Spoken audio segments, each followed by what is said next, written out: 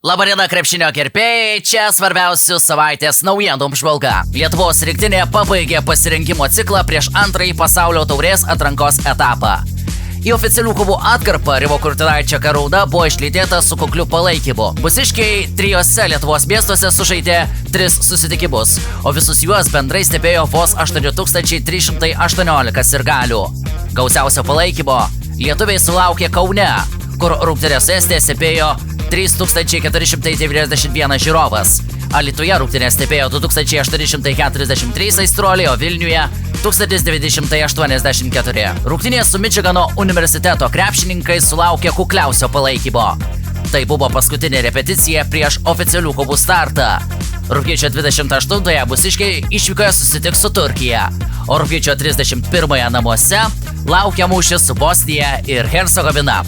Karaliaus Mindaugo taurės turnyre kovos prasidės jau spalio 6 dieną dėl vienintelio kelialapio į turnyro ketvirtfinalį kovos Gargždų, Kėdainių, Nevėžio ir Tauragės ekipos, bei LKL kvietimą gavusi bei jį priėmusi nacionalinės krepšinio lygos komanda Jurbarkas Karizma atvesta. Atrankoje šios 4 ekipos varžysis vienoje grupėje 2 ratų sistema bei sužais po 6 rungtynes. Tuo metu tarptautinėse turnyruose kitą sezoną rungtyniausiantys klubai į Karaliaus Mindaugo taurę įsijungs nuo ketvirtfinalio etapo, kuris prasidės sausio mėnesį. Finalo ketvirtas numatytas vasario 20-21 dienomis. Ketvirtfinalio etape taip pat atsirado naujovių, kurios kels intrigą jau nuo pirmojo LKL turo. Visas 8 komandos bus išrikiuotos nuo 1 iki 8 vietos pagal čempionato pirmojo rato rezultatus. Jeigu KMT atranką laimės LKL klubas, jo pozicija bendroje 1-8 komandų rikiuotėje taip pat bus nustatoma pagal lygos pirmojo rato rezultatus. Jeigu atrankos etapą laimės nacionalinės krepšinio lygos klubas,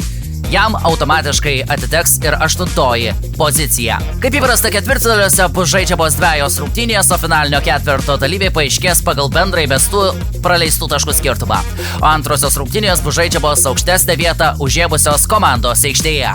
Laidos pabaigoje žvilgsnis į Vilniaus Ryto komandą, kuri susirinko į pirmąją bendrą treniruotę. Tai vyko rugpjūčio 25 dieną.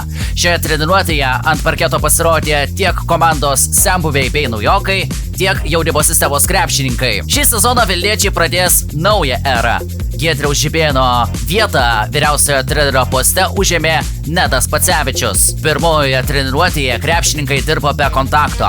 Visas dėmesys buvo sutelktas į fizinį pasirengimą bei sklandų įvedimą į sistemą. Šiuo metu sostinės ekipa sportuoja nepilna sudėtimi. Net 5 žaidėjai gina savo šalių rinktinių garbę. Jie prie klubo prisijungs pasibaigus rinktinių lango kovoms. Na, rugsėjo 12-13 dienomis Active Vilnius arenoje laukia aukščiausio lygio krepšinio savaitgalis. Šiame turnyre rungtyniaus 4 Europos turnyruose besivaržantys klubai. Be Ryto žais Europos taurės nugalėtojai iš Prancūzijos Burgo krepšininkai Jerusalės KPL, taip pat rungtyniaus komanda iš Turkijos sostinės Stambulo. Prieš oficialių kovų pradžią Rytas dar dalyvaus FIBA tarpkontinentinės taurės turnyre Pekine, o oficialias kovas vilniečiai pradės spalio 3 rungtynėmis Lietuvos krepšinio lygoje su Gargždais. FIBA čempionų lygos sezoną Rytas pradės spalio 6. Šiandien viskas. Ačiū, kad žiūrėjote laidą Krepšinio savaitė ir iki kito karto.